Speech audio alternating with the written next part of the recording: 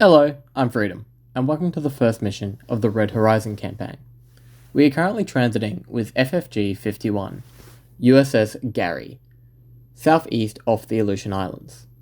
We are tasked with locating and intercepting a suspected Soviet electronic spy ship operating to the west of Attu Island. We suspect operating in the area are Soviet naval forces.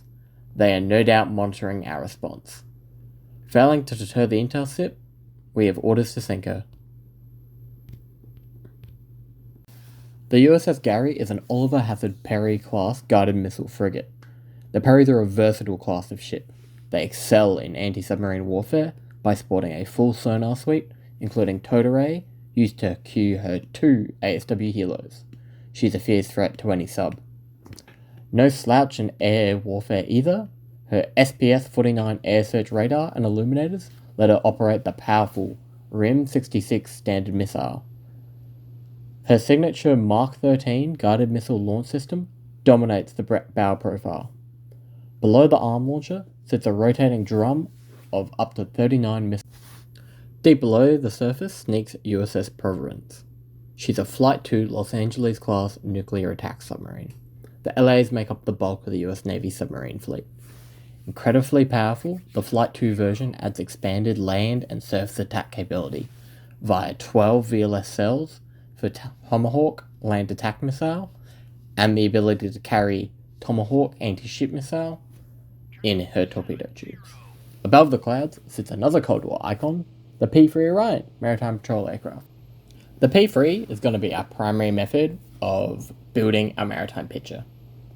The first thing you want to do in any mission is to actually build a picture of what's happening around you. Right now we've got a lot of radar contacts, along with one undersea noise contact. So first things first, I'm going to get the P3 to start radioing all these contacts, requesting them to identify themselves. So far, our first 2 contacts have identified themselves as US flagged fishing boats. Looks like, tuna trawlers. However, to the southwest, we have one large radar echo that is not responding to hails. Safe to say that's probably the Soviet ship. So what I'm going to do is I'm going to have the P3 start boosting over to the area to see what it can see. At the same time, back on the Gary, I'm going to turn on the SPS-49 and her surface search radar, and we're going to start building an air picture.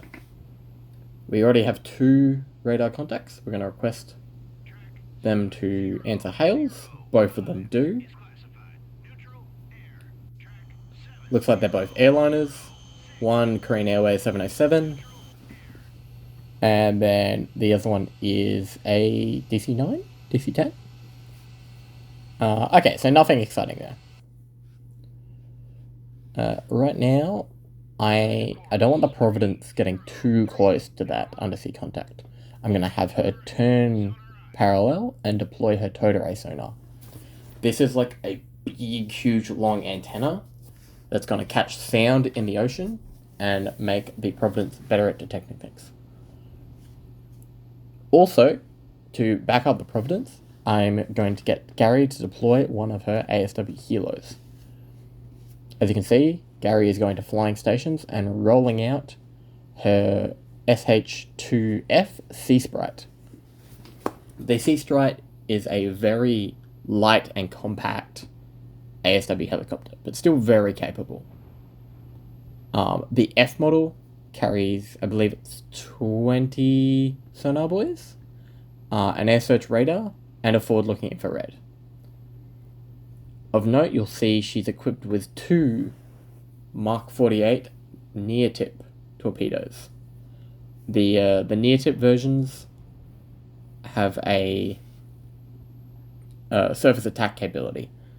It's a bit dodgy from what I've found, but it allows you to target not just submarines, but also surface vessels. It's kind of a nice utility to have.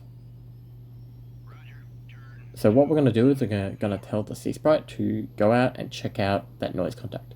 I basically want the helo to dog what I suspect is a Soviet submarine, and if anything goes wrong, the helo will engage the sub.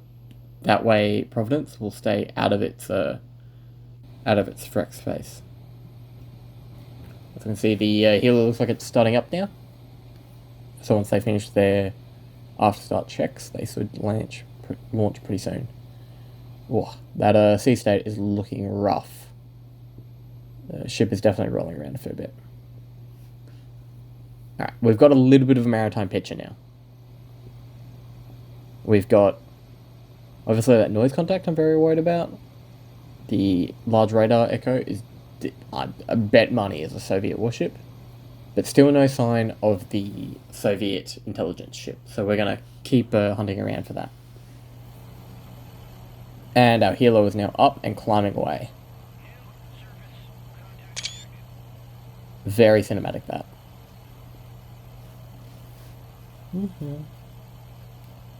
Alright.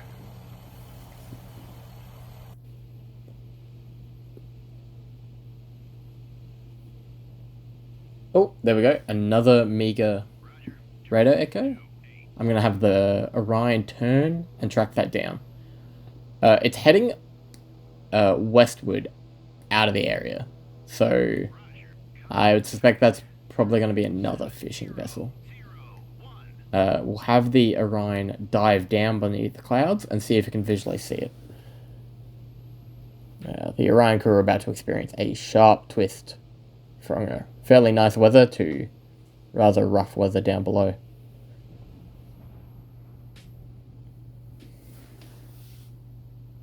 Oh, there we go. We've just got a EM emission of another meager vessel directly to the west, heading directly to the east.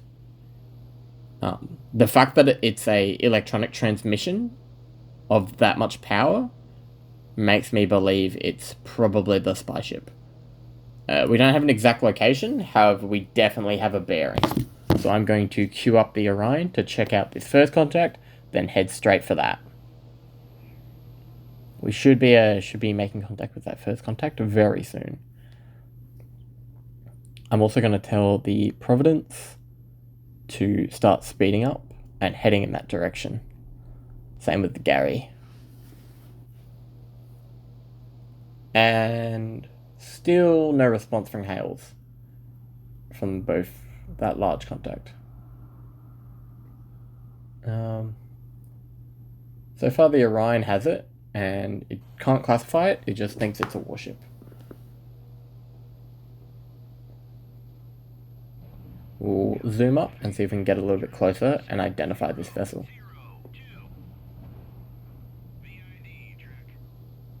See if we can see it.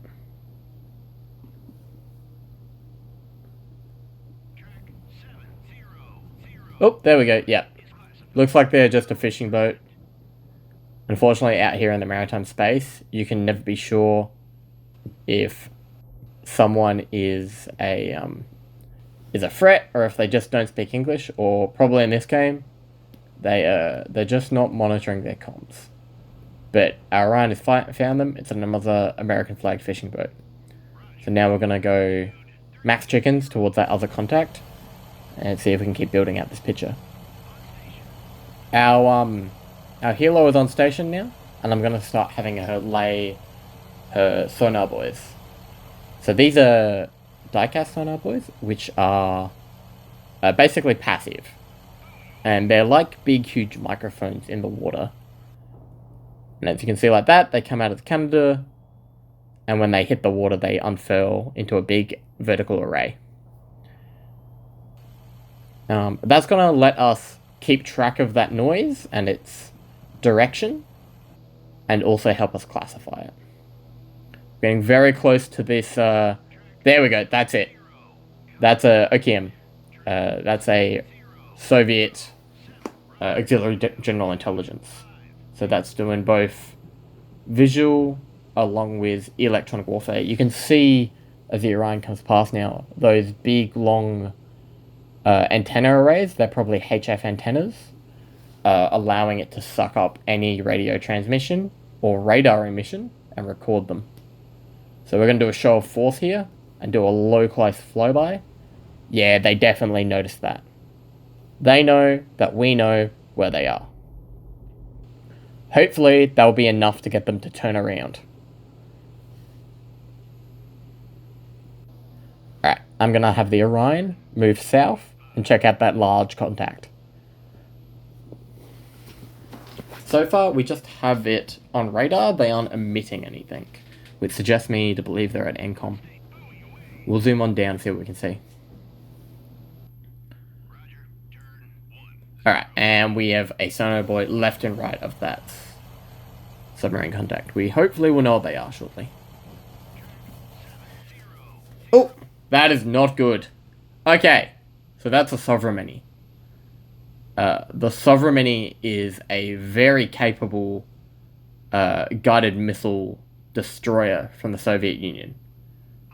Not only is it capable in air-to-air, it also is very capable air-to-surface. Sorry, surface-to-surface. You'll notice it's those big, huge tubes it's got on its body. They carry the SN-22 Sunburn missile. That is a very, very powerful anti-ship missile. Alright. They are at MCOM though, so while they've seen us visually, they're obviously trying not to be warlike. So we're going to be very aggressive here. And we're actually going to do a show of force flypast to the warship, making them very aware we are operating in the area. Hopefully, a move as brazen as this will get them to radio to their spy ship to turn around. This is definitely a very brazen move. Oh, we got another radar echo. Based on its size of the return, I'm assuming it's another fishing boat. We've found what we need to find. And I'm going to cut right in front of the bow of the Sovereign. The captain is most definitely going to be infuriated. This is very, very aggressive maneuvering. Oh, cinematic though. That looks very pretty. Alright. I think we've made our point. We've buzzed both their spy ship and then immediately buzzed their destroyer. Well, I think the Submarine is a cruiser. Either way, we've made our point across that we found them. I'm going to now get the Orion to fly back across the Oaken's bow as a final show of force.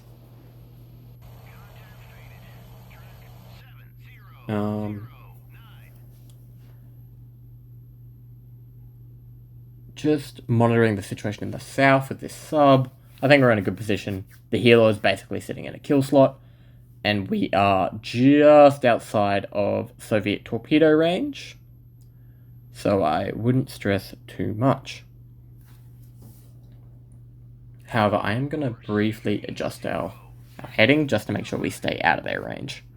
They look like they're just driving in a circle, so they're obviously just monitoring the situation. I'm going to bring the Totore back in. I'm going to go nice and deep, and we're going to sprint, because I want to get nice and close to the action with the Providence. Alright. Our Orion is nearly back on site. The Oaken has continued to move east. So if it doesn't turn around after this show of force, we'll have no choice but to sink her. Obviously, I'm very concerned, because the Russians are definitely going to know that we fired on her. Right. I'm going to climb a little higher on this flypath and drop some chaff and flares to really get my point across that I mean business. Alright. Providence is now getting low and making some turns. Gonna have a go full ahead to 15 knots. Alright. There's our chaff out. Yeah, I think we made our point. That's pretty aggressive. And they are not changing course. Okay. It's business time. I think you remember I was talking about the near-tip torpedoes? Well, the Orion has 6 of them in her belly. Correction, 8 of them. That's a lot of torp. We'll definitely stick around and wait and observe this engagement, because these things are rather dodgy. I'm finding their best coming from the aft, 45 degrees. Alright, coming in. Hey, torpedo away. As we can see, the torpedo crashes into the water, and her nose cone and drag chute comes off. And the crew of the Oka definitely saw that. As you can see, we were very close when we dropped. But at 40 knots, they've got no way to outrun this thing. And looks like it's got a good track. It's coming right up the arse. Oh, those waves are not helping the Oaken. It's gonna hit. Oh, bang, hit Alpha. That looks savage. The Oakens take a slamming. As I can see, yep, there we go. It's got a massive gash just below her bow. From a damage perspective, she's got floods in every compartment and a critical fire burning in the aft. With a crew that size, there is no way they're going to be able to fight that much damage. And in this sea state, that she's mortally wounded. Even from the 10 kilogram warhead and the lightweight torpedo, she's done for. Alright, I'm going to have the Orion turn and beat feet. Once the submarine figures out what's going to happen, she's going to be very angry, and I want to be out of range of her missiles as fast as I can be. So I'm going to have the Orion pretty much turn and get ready to run home. Oh, we have a new thing emitting. I don't think it's a problem though. How's the Oaken doing?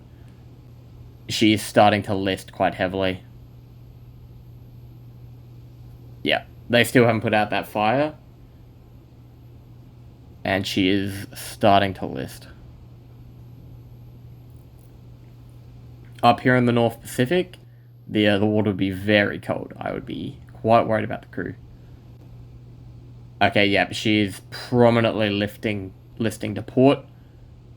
Oh, in that sea state. Oh no, there are waves coming over the bow.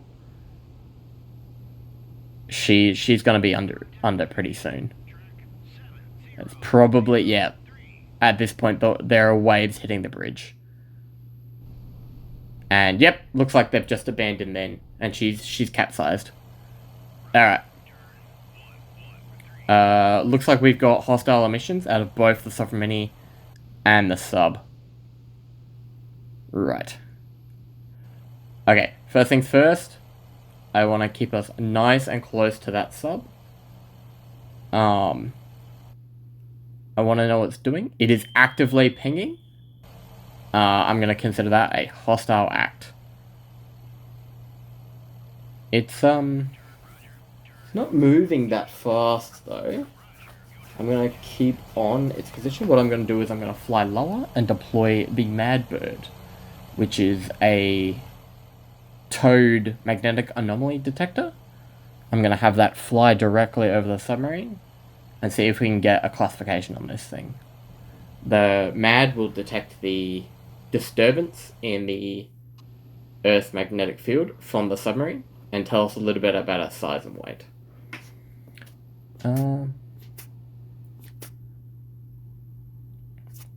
Sovereign is still charging ahead and it's out of range. All is fairly well.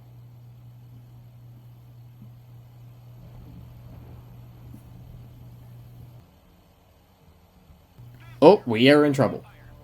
Okay, looks like we have 2 SSN-22 Sunburn missiles. These things are coming in low, doing 3 times the speed of sound. The Gary is going to have under a minute of an intercept window against these things. We're in a lot of danger. The Gary has gone full gas turbine, full ahead flank. She's currently turning to intercept. There goes her Mark 13. 1 SM away.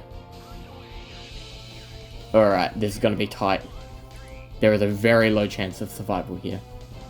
You can see the Gary is getting her 76mm to start bombarding the surface. Another missile away. We're using everything we've got here. Chaff out. Okay, there's one missile down. Looks like another one is still coming. Another missile out. Here comes the phalanx. Impact imminent. Oh god. Oh. With meters to spare. Oh. The Gary is very, very lucky to be alive right now. I think that phalanx took out that last sunburn with less than a second. Impressive.